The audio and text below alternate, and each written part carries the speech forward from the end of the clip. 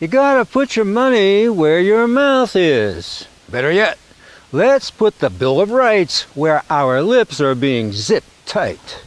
Freedom of speech in cyberspace, the central place for political and cultural debate, is what's at stake. Social media is the new town square and no longer a private affair. Very importantly, my administration is also standing up for the free speech rights of all Americans, free speech rights. Look at social media. It's a thing called free speech rights. You look at Google, Facebook, Twitter, and other social media giants, and I've made it clear that we as a country cannot tolerate political censorship, blacklisting, and rigged search results. And you know, it can go the other way also.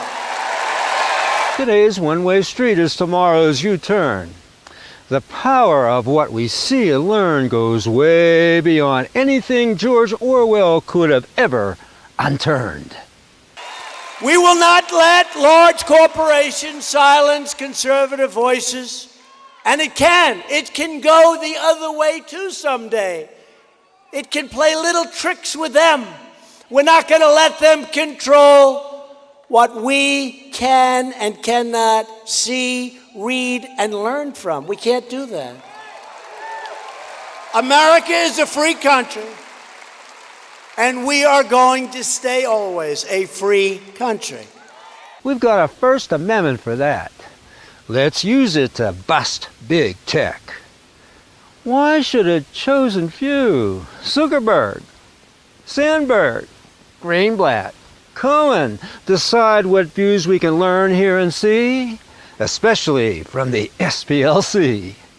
Well, Google is policing the content posted to YouTube, and they're using a thoroughly discredited left-wing group to do that. Google is creating a group of trusted flaggers who will help the company monitor alleged extremist content on the website. One of those trusted flaggers is not trusted at all. It's the Southern Poverty Law Center.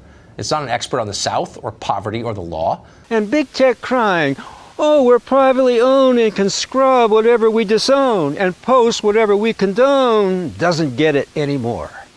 Ownership doesn't always mean absolute dominion.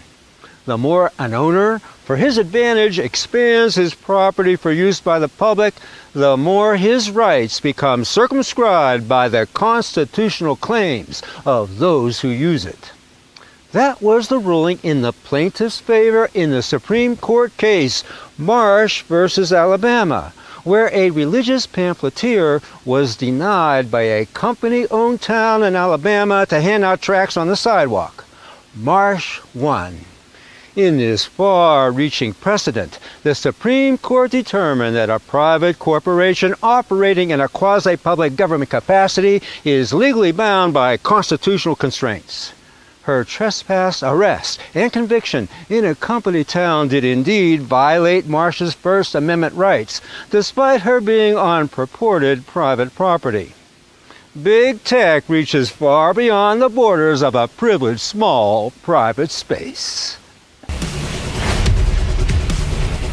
Facebook constantly manipulates their users. They do it by the things that they insert into the news feeds, and they do it by the types of hosts they allow their users to see. They can suppress certain types of results based on what they think you should be seeing, based on what your followers are presenting. It's what Google and Facebook are doing on a regular basis by suppressing stories, by steering us towards other stories rather than the stories we're actually seeking.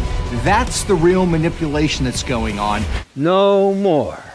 Big tech is joined at the hip to Big Gov, the Pentagon, and the national security and intel apparatus via intertwining contracts, big and small. All it takes is just one viable plaintiff cuffed by censorship who can establish standing and then push the process up to the Supreme Court. Are you listening? Bring your suit.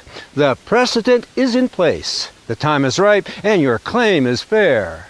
Don't let a chosen few police cyberspace, the new public square.